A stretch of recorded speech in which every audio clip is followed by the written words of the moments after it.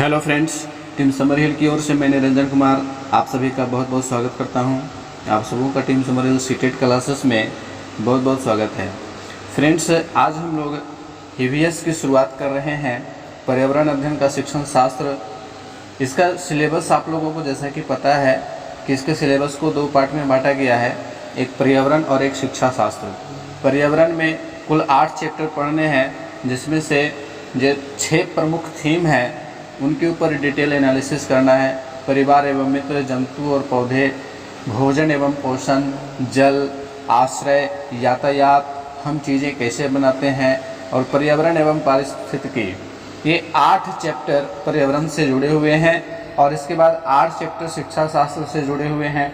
शिक्षा शास्त्र में हम लोगों को पढ़ना है पर्यावरणीय अध्ययन, अधिगम के सिद्धांत, विज्ञान एवं सामाजिक विज्ञान के संबंध में एवं उनके क्षेत्र, पर्यावरण अध्ययन शिक्षण के तरीके, गतिविधियां एवं प्रयोगात्मक कार्य, सतत एवं व्यापक मूल्यांकन, शिक्षण सहायक सामग्री और पर्यावरण अध्ययन शिक्षण की समस्याएं। तो ये हमारा सिलेबस है और जैसा कि स्क्रीन पर आप लोगों को दिख रहा है कि हमारे पास ये जो बुक है पर्यावरण अध्ययन का शिक्षण शास्त्र स्व अधिगम सामग्री है और यह SCERT बिहार के द्वारा डेवलप किया हुआ है, जो बिल्कुल NCERT के पैटर्न पर है। तो NCERT की जो किताबें हैं वो ऑथेंटिक बुक्स हैं और इसी का अध्ययन करके हम लोग अपने कॉन्सेप्ट को बिल्कुल क्लियर कर सकते हैं।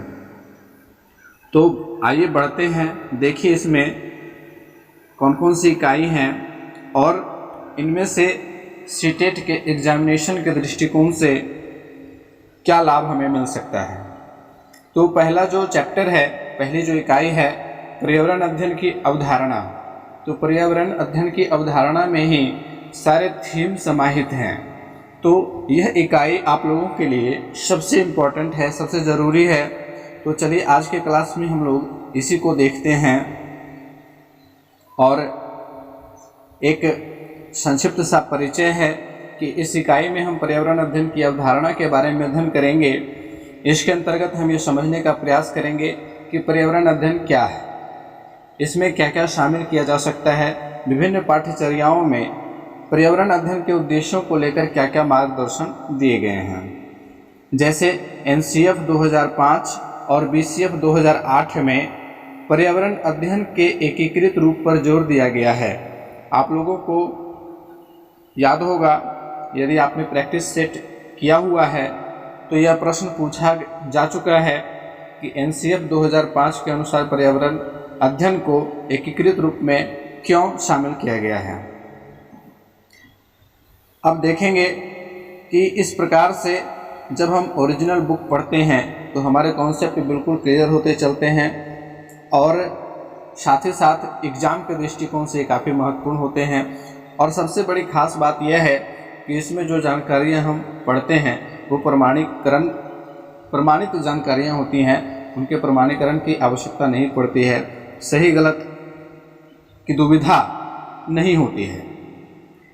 तो देखिए, बढ़ते हम लोग अध्याय की ओर। मुख्य रूप से जो अध्याय हमारा है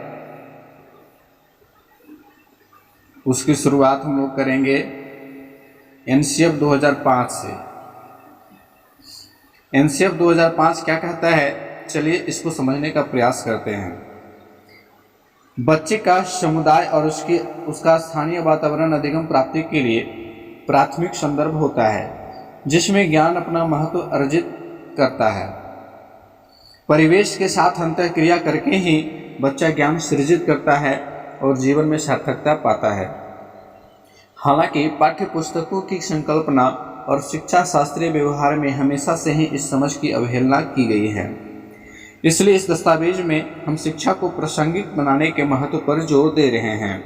सीखने को बच्चे के परिवेश में स्थित करने पर और स्कूल एवं बच्चों के प्राकृतिक और सामाजिक वातावरण और स्कूल के बीच की सीमा रेखा को संरक्षित बनाने पर भी जोर दे रहे हैं।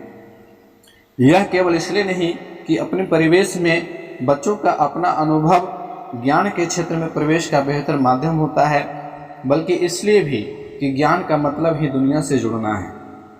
ये NCF का जो पहला सिद्धांत है कि ज्ञान को स्कूल के बाहरी दुनिया से जोड़ना है, उसके ऊपर आधारित है। इसी प्रकार से कुछ और उदाहरण आप लोगों को मिल जाएंगे जिसमें इस बात को स्पष्ट किया गया है कि एनसीएफ की आधारशिला क्या है, एनसीएफ के विचार क्या हैं। इसी क्रम में पांचवा उदाहरण इसे भी देख लेते हैं कि प्राथमिक अवस्था में बच्चे की व्यस्तता अपने चारों ओर की दुनिया की नई नई चीज़ें खोजने का आनंद उठाने और उनके साथ साथ सामंजस्य बैठाने में होना चाहिए। इस अवस्था में उद्देश्य यह होना चाहिए कि बच्चे में चारों ओर की दुनिया के प्रति जिज्ञासा को पोषण मिले। बच्चे को ऐसी गतिविधि में व्यस्त रखना चाहिए ताकि वे सूक्ष्म अवलोकन, वर्गीकरण व स्वयं करने वाली गतिविधियां इत्यादि से मूल ज्ञानात्मक कौशल हासिल कर सकें। डिजाइन व निर्माण, अनुमान व मापन पर जोर देना ताकि वह बाद के स्तरों पर तकनीकी एवं संख्यात्मक कौशल प्राप्त कर सके और मूल भाषिक दक्षता विकसित करना, जैसे बोलना, पढ़ना और लिखना, केवल विज्ञान के लिए नहीं बल्कि विज्ञान के माध्यम से भी। विज्ञान व सामाजिक विज्ञान को पर्यावरण अध्ययन में समाहित करना चाहिए, जिसमें स्वास्थ्य भी एक महत्वपूर्ण अंग हो, है ना। आप लोगों को याद होगा कि एक सवाल था जिसमें यह पूछा गया था कि पर्यावरण अध्ययन में भाषा एवं गणित दोनों का महत्व होता है ना। और पिछले क्लास में मैंने इसके ऊपर डिस्कशन भी किया हुआ है। ईवीएस के ऊपर जो हमारा 2019 के पेपर फर्स्ट पर क्लास आया था, उसमें आप लोगों को मिल जाएगा। आइए आगे बढ़ते हैं। पर्यावरण अध्ययन एकीकृत रूप में, इसके ऊपर थोड़ा सा डिस्कशन कर लेते हैं कि पर्यावरण अध्ययन को एकीकृत रूप में क्यों रखा गया है। जैसा कि हमने पहले भी कहा कि शुरुआती वर्षों में पर्यावरण अध्ययन को विज्ञान व सामाजिक विज्ञान के आधार के रूप में देखा गया। इस दौरान इसके पाठ्यक्रम में आगे आने वाले वर्षों या कक्षाओं की विषय वस्तु व अवधारणाओं की आधारभूत समझ को बनाने का उद्देश्य प्रस्तावित था। इस पाठ्यक्रम व इसके आधार पर बनी पाठ्य पुस्तकों से ये अपेक्षाएं थीं कि वे आगे आने वाली कक्षाओं की सामाजिक विज्ञान व विज्ञान से संबंधित अवधारणाओं को सरलीकृत रूप में प्राथमिक कक्षाओं में प्रस्तुत करें, ताकि बच्चे आगे जाकर इनकी गहरी समझ बना पाएं। अब देखेंगे कि पर्यावरण अध्ययन को घटकों में बांटकर देखने की अप्रोच को दरकिनार कर एकीकृत स्वरूप को अपनाने का आधार बाल केंद्रित दृष्टिकोण है। क्या है? बाल केंद्रित दृष्टिकोण है, अर्थात पर्यावरण अध्ययन को विज्ञान व सामाजिक विज्ञान में बांटकर देखने का नजरिया विषय विशेषज्ञों की सोच से प्रभावित है। यदि हम बच्चों की दुनिया को देखने के नजरिए की बात करें तो यह बिल्कुल अलग है। हम पाते हैं कि वे अपने आसपास की दुनिया को समग्र रूप में देखते हैं, है ना। बच्चे जो हैं वो अपने आसपास की दुनिया को समग्र रूप में देखते हैं, ना कि विषयों की सीमा में तोड़ कर चीज़ों को समझाने का प्रयास करते हैं।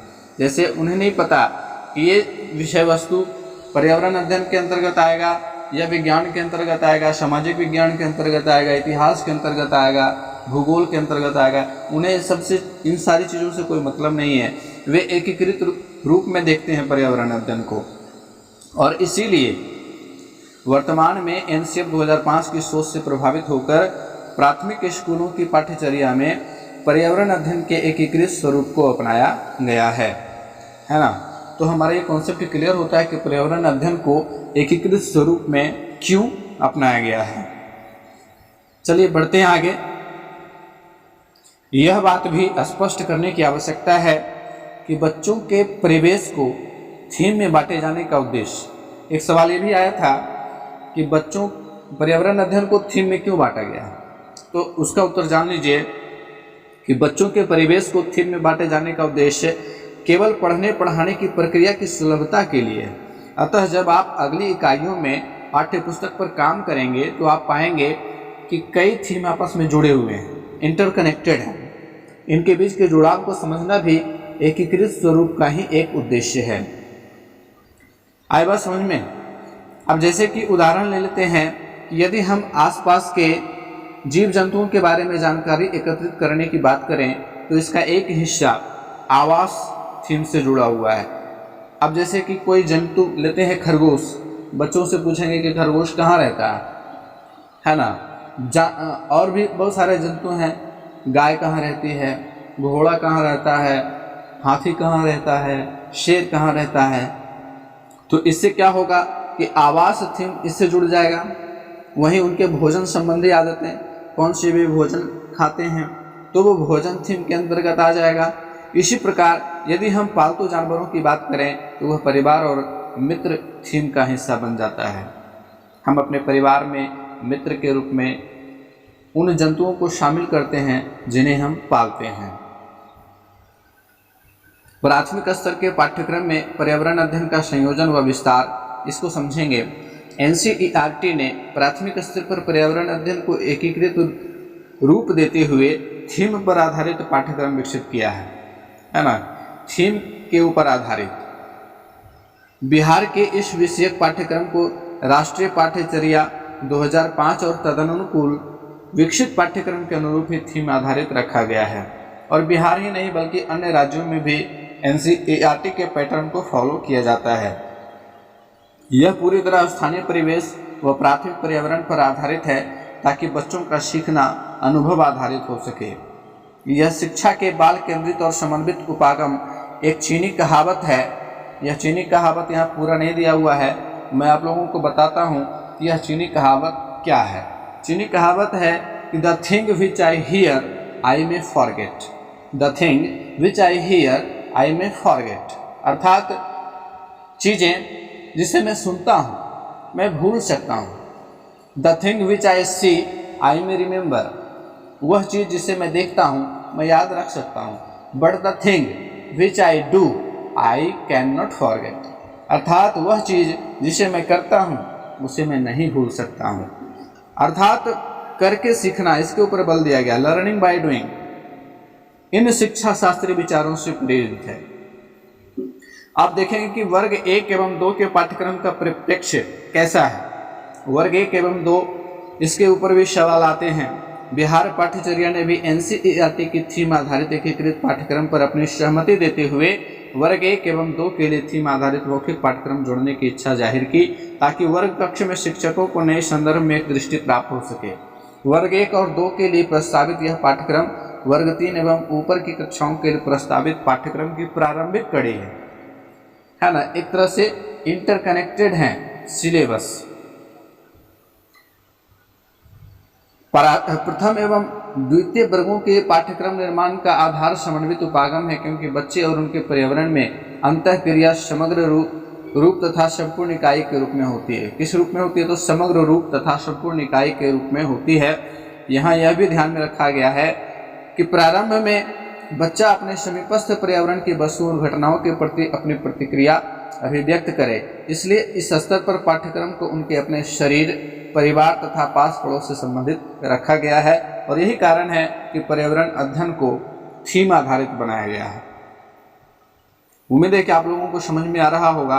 अब देखेंगे कि थीम कौन कौन से हैं और इन थीमों के पीछे कौन कौन सी अवधारणाएं हैं और इसके पीछे संभावित गतिविधियां कौन कौन सी हैं।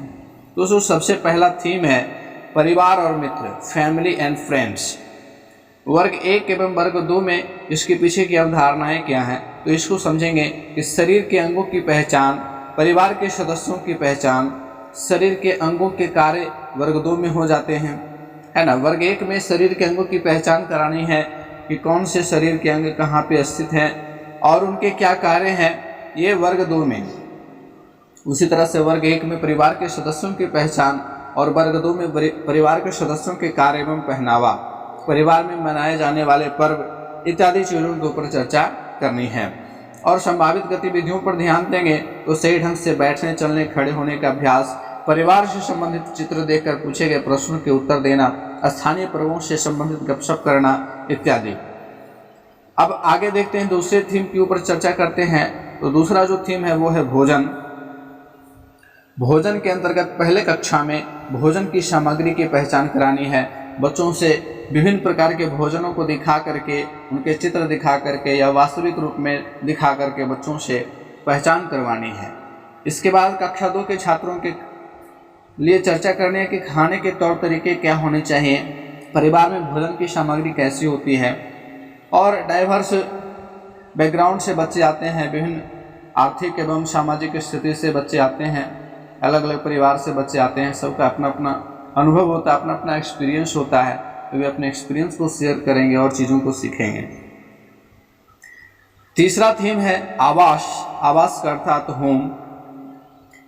और पहले कक्षा में देखेंगे तो जीवों के अलग अलग वास स्थान की पहचान करवाई जाएगी, और दूसरी कक्षा में अच्छे घर की विशेषताएं, है ना, और इसकी जो गतिविधियां होंगी, अच्छे घर का चित्र दिखाकर इसकी विशेषताओं पर बातचीत करना, गीली मिट्टी तिनकों की सहायता से लघु घर बनाना, जिसे घरौंदा कहते हैं। तीसरा मुख्य थीम जो है वो है जल। ये तीसरा थीम है या चौथा थीम है? ये चौथा थीम हो गया जल, वाटर। और इसमें पहले कक्षा में जल कहाँ कहाँ मिलता है, इन सारी चीज़ों से बच्चों को अवगत करवाएंगे, जबकि दूसरी कक्षा में जल को स्वच्छ रखने के उपाय के बारे में चर्चा होगी। इसके बाद अगला थीम है यात्रा, ट्रैवल। बच्चे आसपास जाते हैं, बहुत जगह जाते हैं, नानी घर जाते हैं, अपने किसी रिश्तेदार के यहाँ जाते हैं, तो आसपास की सवारियों की पहचान किन चीज़ों की सवारियाँ वे करते हैं, बैलगाड़ी, टमटम, साइकिल, मोटरसाइकिल, ट्रेन, बस इत्यादि, है ना। और दूसरी कक्षा के बच्चों को रेल, वायुयान द्वारा हम कैसे यात्रा करते हैं, सड़क के प्रकार, कच्ची, पक्की, पगडंडी इत्यादि, इन सारी चीज़ों पे चर्चा करानी है। और इससे संबंधित एक कहानी भी है, वली अम्माल की बस यात्रा। उसमें उस छोटी सी बच्ची के बस यात्रा का वर्णन है, और वो बहुत अच्छा वर्णन है।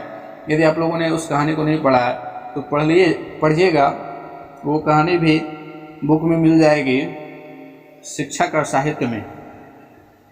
और अगला थीम है वस्तुओं का स्वनिर्माण एवं व्यवहार। इसमें पहले कक्षा में विभिन्न प्रकार के पशु पक्षियों की बोलियों का अनुकरण करना, चिड़िया कैसे बोलती है, कौवा कैसे बोलता है, कोयल की आवाज़ कैसी होती है, इन सारी चीज़ों के ऊपर चर्चा करना। सरल वस्तुओं का निर्माण जैसे कि मिट्टी की गोली इत्यादि का निर्माण करवाना। और दूसरी कक्षा में सरल वस्तु एवं खिलौनों का निर्माण, पशु पक्षियों के व्यवहार का अवलोकन एवं अनुकरण करना तथा इससे संबंधित खेल खेलना एवं गीत गाना इत्यादि। और इससे संबंधित जो गतिविधियां होंगी, पशु पक्षियों से संबंधित चित्र बनाना, गीत गाने का अभ्यास करना, गीली मिट्टी, कागज़ तथा पत्तियों के माध्यम से विभिन्न सामग्रियाँ बनाना, जैसे कागज़ के नाव बनाना, कागज़ के जहाज बनाना, मिट्टी की सहायता से पालकी बनाना इत्यादि। अब इसके बाद कक्षा 3 से 5 तक के पाठ्यक्रम का स्वरूप क्या है, तो इसके जो थीम है परिवार और मित्र, भोजन, आवास, जल, यात्रा, वस्तुओं का स्वनिर्माण और व्यवहार। और प्रत्येक थीम अनेक सब थीमों में बटी हुई हैं। इसको देखेंगे कि परिवार और मित्र के सब थीम है रिश्ते, जंतु, पौधे, कार्य एवं खेल। एक सवाल पूछा गया था कि इनमें से कौन थीम नहीं है, और उसमें कार्य एवं खेल भी था। एक ऑप्शन कार्य एवं खेल था, और यहाँ देखेंगे कि कार्य एवं खेल थीम नहीं है, बल्कि ये सब थीम है। ठीक है, तो कभी कभी सवाल ऐसे भी पूछे जाते हैं, इसलिए गौर करेंगे, ध्यान देंगे कि थीम कौन कौन से हैं, और आप लोग इसे नोट डाउन करते चलें तो और ज़्यादा बेटर होगा। दूसरा थीम है भोजन, और भोजन के जो सब थीम है, पौधे और जंतुओं से प्राप्त भोजन, कौन कौन से भोजन पौधों से प्राप्त होते हैं और कौन जंतुओं से प्राप्त होते हैं। पशु आहार, पशु क्या खाते हैं। परिवार में भोजन करना, हम अपने परिवार में भोजन किस प्रकार से करते हैं, किस प्रकार के भोजन तैयार किए जाते हैं। भोजन पकाना, कुकिंग, ये सब थीम हो गया। अब इसके बाद देखेंगे तीसरा है आवास।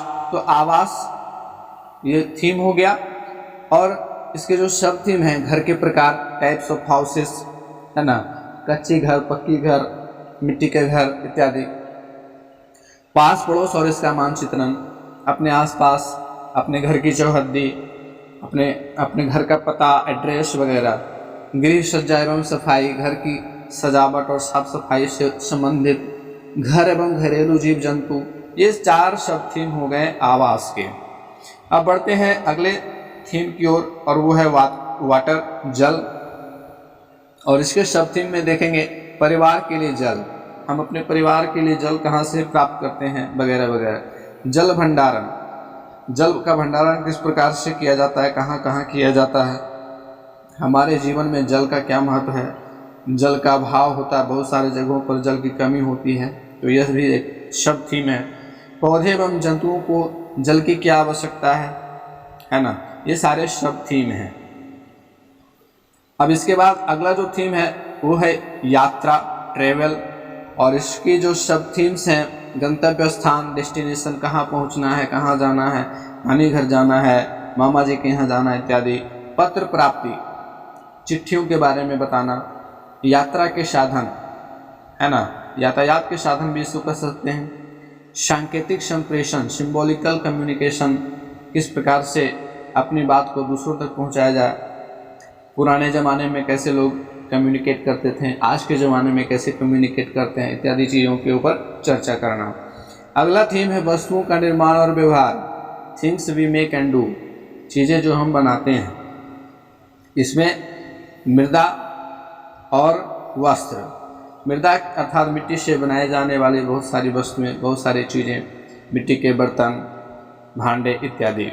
वस्त्र में बहुत सारे वस्त्र हो जाते हैं, है ना, टेक्सटाइल्स वगैरह। तो ये मुख्य थीम्स थे और इनके सब थीम थे। और हमारा क्लास कंटिन्यू रहेगा। आप लोगों को क्लास अच्छा लग रहा है तो लाइक ज़रूर कीजिएगा और अपने अधिक से अधिक दोस्तों तक शेयर भी कीजिएगा, और यदि चैनल पर नए हैं तो सब्सक्राइब करना नहीं भूलिएगा। मिलते हैं फिर से अगले क्लास में। क्लास को कंटिन्यू किया जाएगा, पूरा EVS क्लियर किया जाएगा। आप लोगों को बिल्कुल चिंता करने की ज़रूरत नहीं है। बने रहिए टीम समर हिल के साथ, हमें सपोर्ट करते रहिए। Thank you.